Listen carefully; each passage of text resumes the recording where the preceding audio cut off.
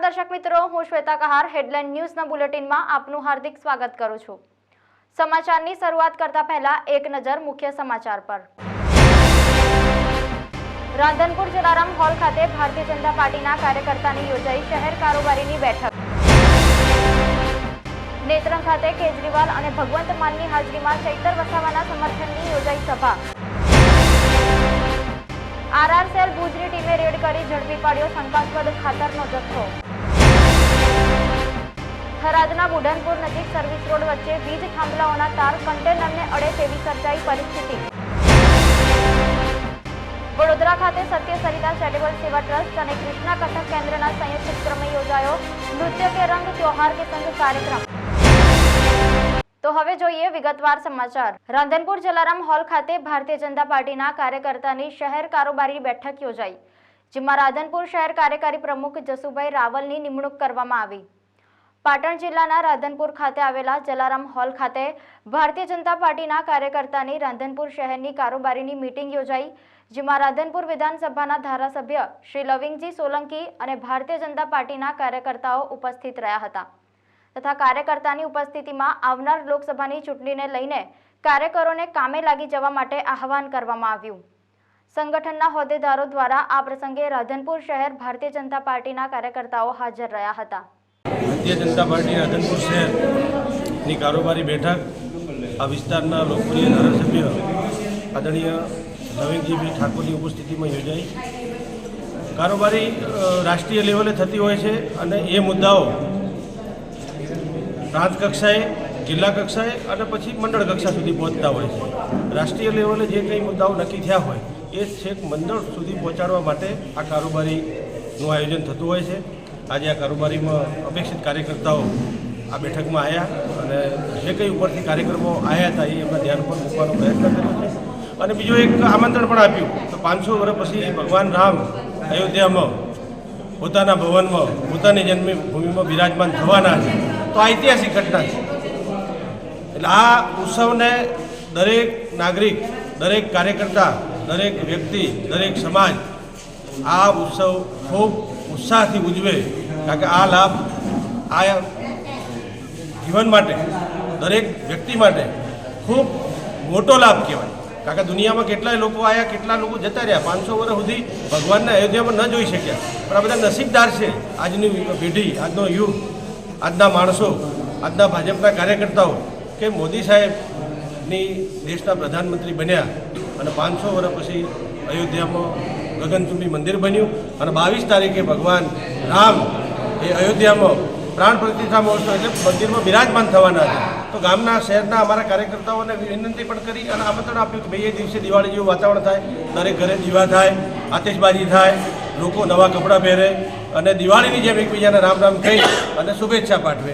તો આવા બધા કાર્યક્રમો લઈ અને આજે કારોબારી ખૂબ સરસ મજાની કારોબારી યોજાઈ। ટીમ રાધનપુર શહેરને ખૂબ ખૂબ અભિનંદન આપું છું કે આજે રાધનપુર શહેરની કારોબારી અમારા સંગઠનના હોદ્દેદારો, એમાં લોકસભાના સંયોજક આદરણીય ભારતસિંહ ભટ્ટાચાર્ય સાહેબ, સંયોજક નારાયણભાઈ, શહેરના પ્રભારી સોમભાઈ, બીજા અન્ય કાર્યકર્તાઓના ઉપસ્થિતિમાં આજે જે કારોબારી યોજાવી એમાં ખૂબ જ આપણા મોદી સાહેબ 24માં જંગી બહુમતીથી અહીંયાથી 5 લાખથી મતે વધારે મતે જીતવાના છે એવી કાર્યકરોએ અમને ખાતરી આપી છે। અને ઘર ઘર જઈને જે મોદી સાહેબના જે યોજનાઓ છે એ લાભાર્થીઓને જઈને એના લાભની વાત કરશે, લાભ અપાવશે। રાધનપુર તાલુકાની પણ કારોબારીમાં હું ઉપસ્થિત હતો, સાંતલપુરની કારોબારીમાં ઉપસ્થિત હતો અને જે આ 22 તારીખે 12 વાગે રામચંદ્ર ભગવાનની પ્રાણ પ્રતિષ્ઠા થવાની છે, એવી રીતે આ રાધનપુર 16માં આપના માધ્યમથી દરેક ઘરોમાં હું એ વાત પહોંચાડવા માગું છું કે દિવાળી જેવો માહોલ થાય અને ઘરોઘરમાં દીવા થાય અને રામચંદ્ર ભગવાનનો નારા બોલાવે। જય શ્રી રામ। બનાસકાંઠાના થરાદમાં રેડ કરી શંકાસ્પદ ખાતરનો જથ્થો ઝડપી પાડ્યો। 2.66 લાખની કિંમતની 1000 ખાતરની શંકાસ્પદ બોરીઓ ઝડપી કાર્યવાહી હાથ ધરી। ખોડા નજીક પેટ્રોલ પંપ પર ઉભેલ 2 ગાડીઓમાંથી શંકાસ્પદ ખાતરનો જથ્થો ઝડપી પાડ્યો। ખેતીવાડી અધિકારીની ટીમ અને થરાદ પોલીસની ટીમ ઊંઘતી રહી અને આરઆર સેલ ભુજ દરોડા પાડી ખાતર ઝડપી પાડ્યું હતું। બનાસકાંઠા જિલ્લાના થરાદના બુઢનપુર નજીક ભારતમાલાના સર્વિસ રોડ ઉપર આવેલ તાર કન્ટેનરને અડે તેવી પરિસ્થિતિ સર્જાઈ છે। સર્વિસ રોડ વચ્ચે થાંભલાઓને લઈ વીજ થાંભલાઓના તાર કન્ટેનરને અડતા વાહન ચાલકોને હાલાકી પડી રહી છે। બુઢનપુર ટોલનાકા નજીક હેવી લાઇનના થાંભલાના તાર વાહનોને અડે તેવી પરિસ્થિતિના કારણે વાહન ચાલકો મુશ્કેલીમાં મુકાયા છે।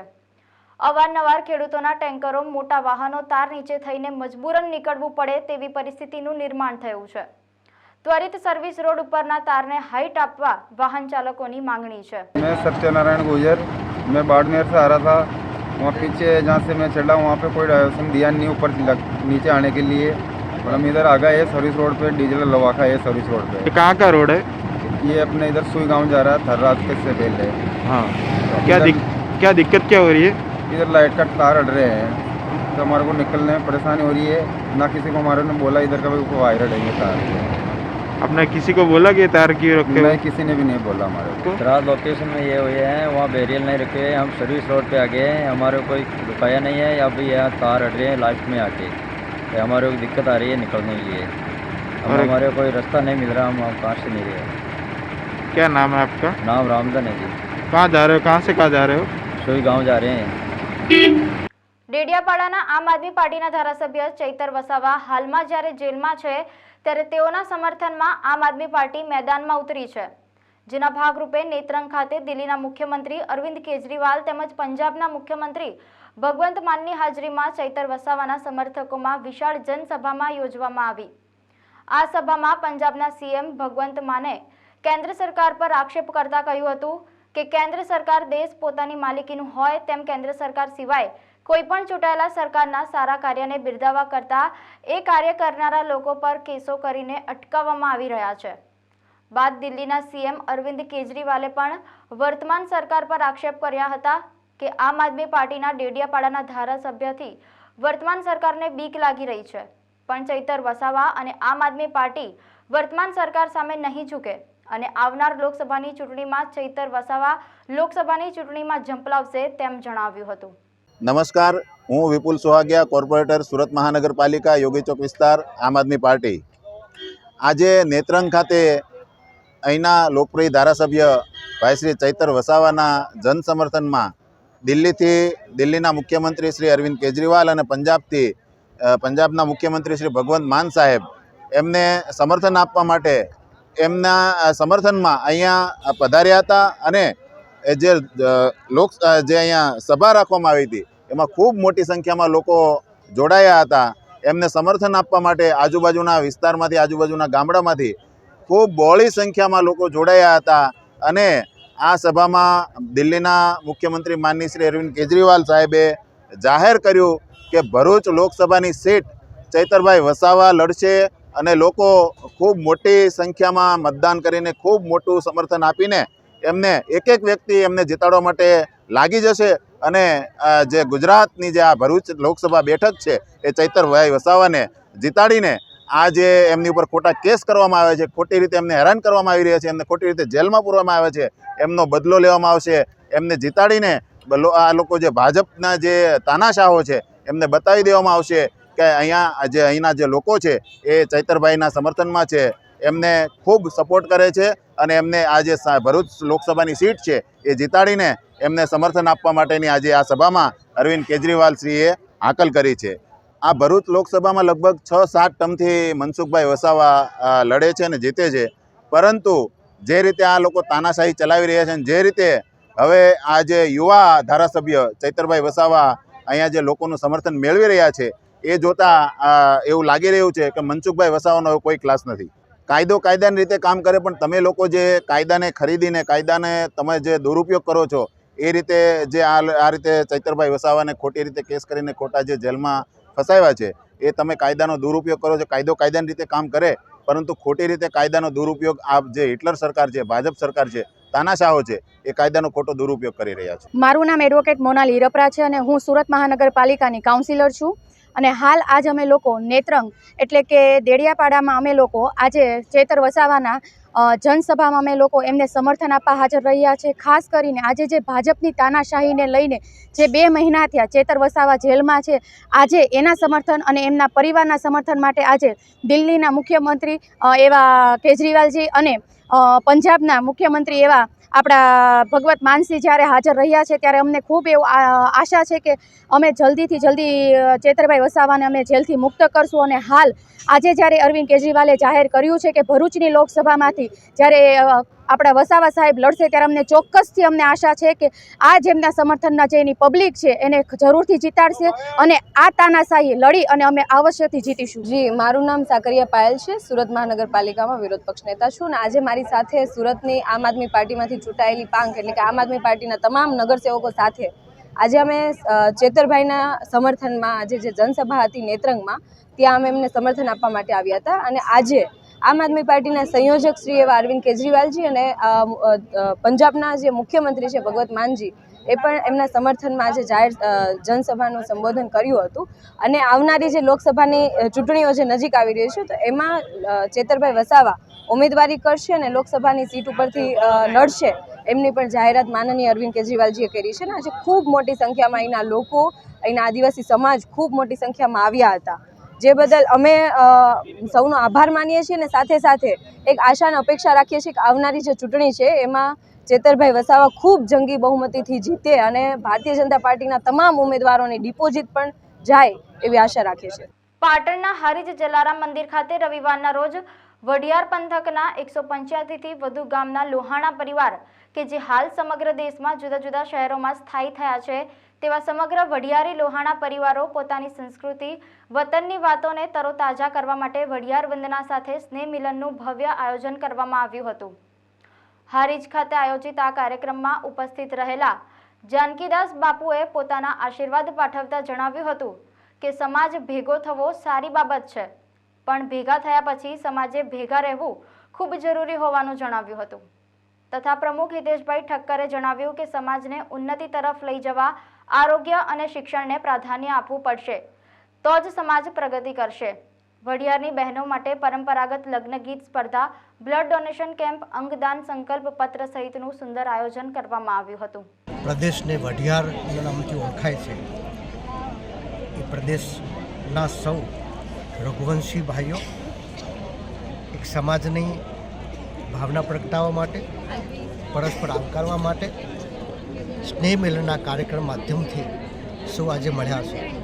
ત્યારે એક સાધુ હૃદય સૌ મળે, પરસ્પર ભાવથી મળે, લાગણી પ્રેમથી મળે, આદરથી મળે, શિકારથી મળે, અને એથી મારી પ્રસન્નતા પણ વ્યક્ત કરું છું.